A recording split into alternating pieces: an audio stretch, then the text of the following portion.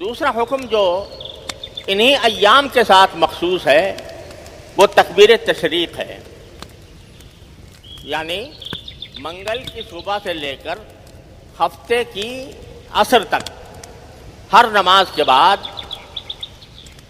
اللہ اکبر لا الہ الا اللہ واللہ اکبر وللہ الحمد یہ بلند آواز سے پڑھنا واجب ہے۔ یہ صرف مستحب ہی نہیں ہے بلکہ واجب ہے۔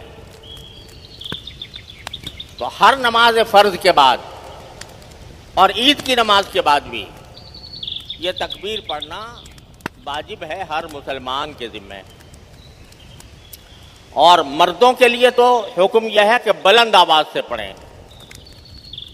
اور خواتین کے لیے یہ ہے کہ وہ آہستہ آواز سے پڑھیں، لیکن پڑھنا ان کو بھی چاہیے۔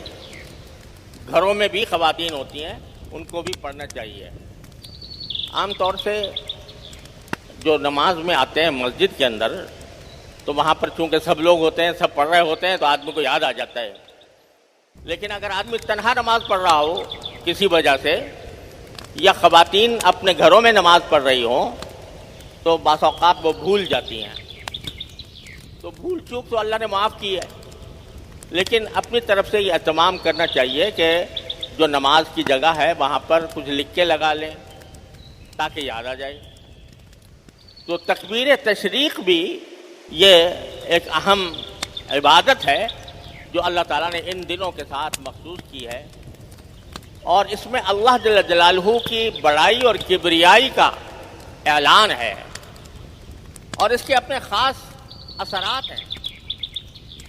جب ایک مرتبہ اللہ کے انسان کے دل میں یہ بیٹھ جائے اللہ اکبر کہ اس کائنات میں اللہ سے بڑا کوئی نہیں، سب سے بڑا وہ ہے، اگر یہ دل میں بیٹھ جائے صحیح معنی میں، تو پھر انسان نہ کسی سے ڈرے گا، نہ کسی لالچ میں آئے گا، نہ اس کے اوپر کسی دوسرے کا رعب طاری ہوگا۔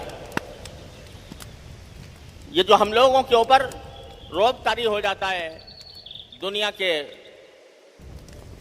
اقتدار والوں کا، یا ان کا خوف طاری ہو جاتا ہے، تو اگر آدمی کے دل میں یہ بات بیٹھی ہوئی ہو کہ بھائی یہ تو مخلوق ہے، اس کی کیا مجال ہے کہ یہ مجھے کوئی نقصان پہنچا سکے، اللہ اکبر، بڑا تو اللہ ہی ہے، وہ جس کو اگر کسی کو نقصان پہنچانا چاہے تو کوئی اس کو روکنے والا نہیں، اور اگر کوئی کسی کو بچانا چاہے تو کوئی اس کو نقصان پہنچانے والا نہیں۔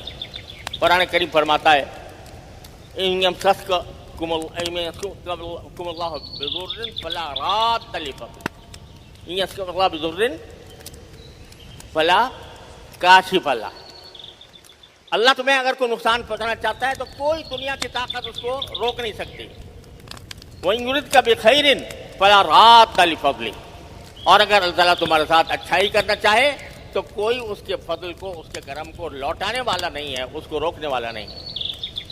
تو اللہ اکبر یہ بار بار پڑھتے رہنا، اور خاص طور سے ان ایام میں نے پہلے بھی عرض کیا تھا کہ تکبیر تشریق تو واجب ہے، لیکن عام حالات میں بھی چلتے پھرتے پڑھ لینا بہتر ہے۔ اللہ اکبر لا الہ الا اللہ واللہ اکبر وللہ الحمد۔ اس سے اللہ جل جلالہ کی بڑائی، اس کی کبریائی دلوں میں گھر کرتی ہے اگر سمجھ کے پڑھا جائے۔